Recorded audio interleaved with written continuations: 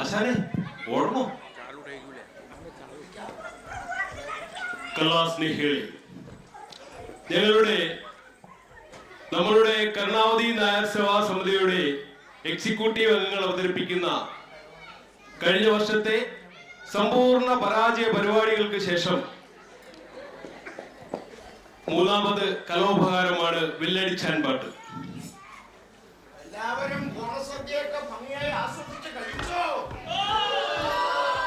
ഓണസദ്യ കഴിച്ചത് ഓക്കെ, ഇല്ലെങ്കിൽ നമുക്ക് വിശന്ന് വന്ന് ഓടി എഴുതണേ. ഇതാണ് സാധാരണ സംഭവിക്കുന്നത്. എവിടെ ചെന്ന് പരിപാടി നടത്തിയാൽ ആഹാരം പോലും കിട്ടാറില്ല. ആശാനെ, കഴിഞ്ഞ മാസം 17-ാം തീയതി നടത്തിയ ആ പ്രോഗ്രാം എങ്ങനെയുണ്ടായിരുന്നു? ഏതായാലും ഈ പരിപാടി കണ്ട് ഇഷ്ടപ്പെട്ടു കഴിഞ്ഞാൽ നമ്മുടെ അഡ്രസ് ഒന്ന് പറഞ്ഞു കൊടുക്കോ. ഫോൺ നമ്പർ പറയണോ? GS പിള്ള. എഴുതി വെച്ചോ. നീളം കൂടിയ ബിൽഡിംഗ്, ലാമ്പ. ഇയാള് ജോയിന്റ് സെക്രട്ടറി ആയപ്പോ ഞാൻ വിചാരിച്ചതാ ഇതിൽ ഏതോ ഒരു ആവത്ത് വരാൻ കിടക്കുന്നുവെന്ന്. ആശാനെ, നമുക്ക് കഴിഞ്ഞ മാസത്തെ പരിപാടിക്ക് പോയപ്പോൾ കിട്ടിയ അനുഭവമൊക്കെ ഓർമ്മയുണ്ടല്ലോ? അറിയാം. ഗായകന്റെ വായിൽ ചുടുവെള്ളം കോരി ഒഴിച്ചതല്ലയോ? പിന്നെ 15-ാം തീയതി ബാപ്പി നടത്തിയ പരിപാടികളുണ്ടായിരുന്നു. പരിപാടിയെല്ലാം കൊള്ളാം. 4 ദിവസം കഴിഞ്ഞിട്ടാ വലിയ സിൽവാസിന്ന് കിട്ടിയത്. അത് മനസ്സിലായി.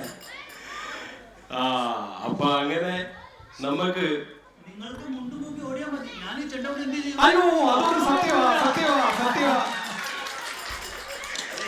ഇത് എത്രാമത്തെ ചെണ്ടയാ?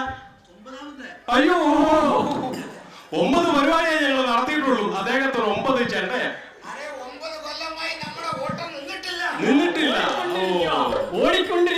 ഓടിക്കൊണ്ടിരിക്കുക. അപ്പോൾ പുതിയ ബുക്കിങ്ങുകൾക്ക് നമ്മൾ അഡ്രസ് പറഞ്ഞു തന്നിട്ടുണ്ട്.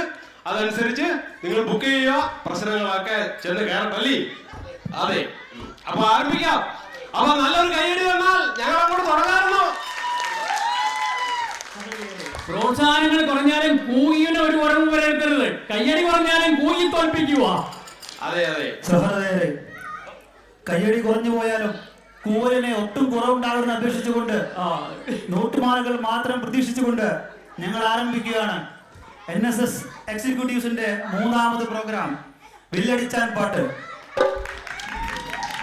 അപ്പൊ എല്ലാവരുടെയും അനുഭവത്തോടു കൂടി ഞങ്ങൾ